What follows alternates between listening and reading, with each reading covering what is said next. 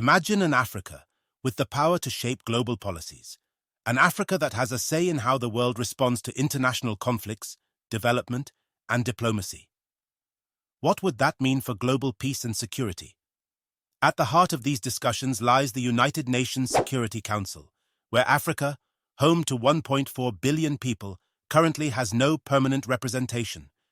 Yet, the U.S. has thrown its support behind a historic push for reform, with President Joe Biden championing the addition of 2 permanent seats for African nations. At the 79th United Nations General Assembly, African leaders raised their voices once again, demanding that the time for reform is now. The significance of this push cannot be understated. For decades, African nations have felt sidelined in global decision-making, especially in an institution that has such a critical role in shaping the world order. African leaders are no longer asking, they are insisting on permanent representation.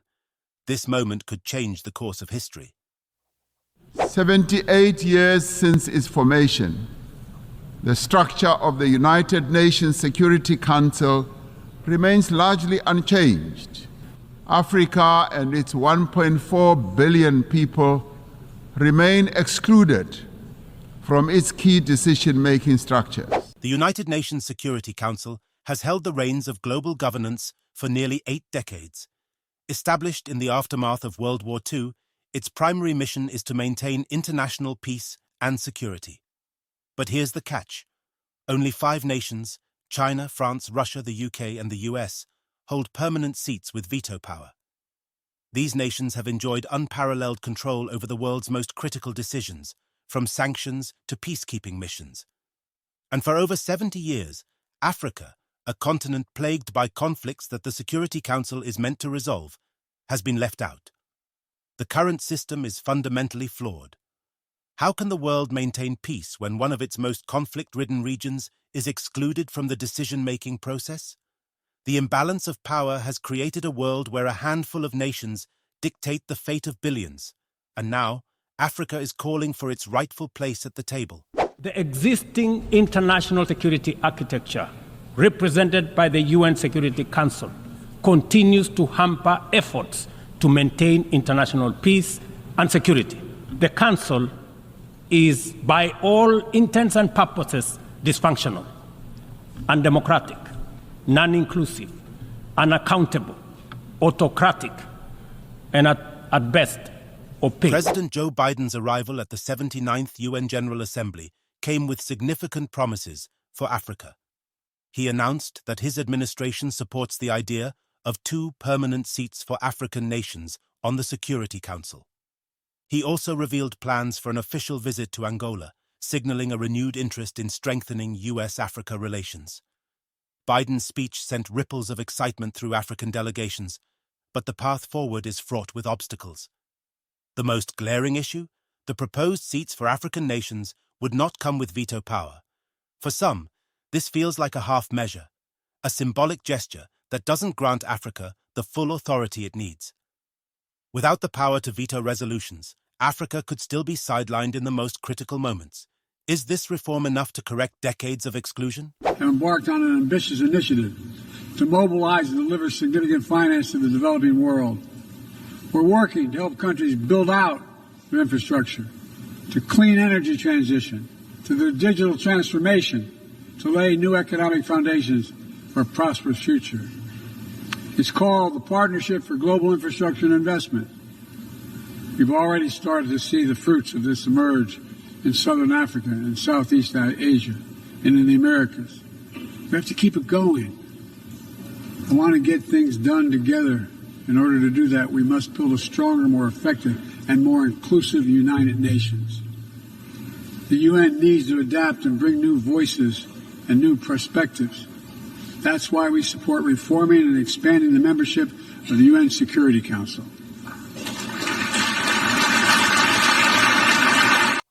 Africa's significance on the world stage is growing at an unprecedented rate. By 2050, 1 in 4 people on Earth will be African. By the end of this century, Africa is expected to be the most populous continent. The continent's votes already make up 28% of the UN General Assembly, yet in the Security Council, where real decisions are made, Africa's voice remains marginalized. As African leaders push for permanent representation, there are tough questions to answer. Which nations will take these seats? Will it be South Africa, a major economic and political force in the region? Egypt, with its strategic position and growing influence? Or Nigeria, the continent's largest demographic powerhouse? Each of these nations brings unique strengths and challenges to the table. Africa has become a geopolitical battleground, with major powers like China and Russia expanding their footholds. China, Africa's largest trading partner, has invested heavily in infrastructure, while Russia has cultivated military alliances and fueled anti-Western sentiment. This growing influence is reshaping Africa's relationship with the world, and the U.S. is playing catch-up. The Biden administration has pledged $55 billion in investments and supports permanent African seats at the G20. But the question remains, is this enough to counter the influence of China and Russia? Africa is at the center of a new global power struggle, and how it navigates these relationships will have far-reaching consequences. The continent's leaders must be vigilant to avoid becoming pawns in this geopolitical chess game. The world is waking up to the reality that Africa is a key player in the 21st century. With its youthful population and vast natural resources, Africa holds immense potential. But with that potential comes responsibility. African leaders must rise to the challenge of steering the continent into a future of leadership and innovation.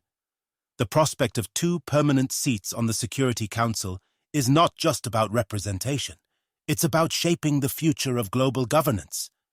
The international community, particularly the U.S., has made promises. But will those promises be kept? Will the world finally give Africa the influence it deserves? Or will it continue to view the continent through a lens of dependency and conflict? Africa's rise is inevitable, but the path to global leadership is filled with obstacles. The prospect of 2 permanent African seats on the UN Security Council could usher in a new era of diplomacy and global governance. But without full veto power, the reform may fall short of true equality. African leaders must continue to push for meaningful change, and the global community must listen. As the world changes, Africa's role in it cannot be sidelined any longer. The future of global leadership depends on Africa's inclusion, and the time to act is now. Now more than ever, Africa's voice is crucial on the global stage. But this journey toward true representation at the UN Security Council requires all of us to stand united. If you believe in Africa's rightful place in shaping the future of our world, let your voice be heard. Join the conversation, share this message, and stay engaged with our content. Together, we can push for a stronger, more empowered Africa. Don't forget to like, comment, and subscribe for more updates on Africa's rising influence. Let's make sure the world knows. Africa's time is now.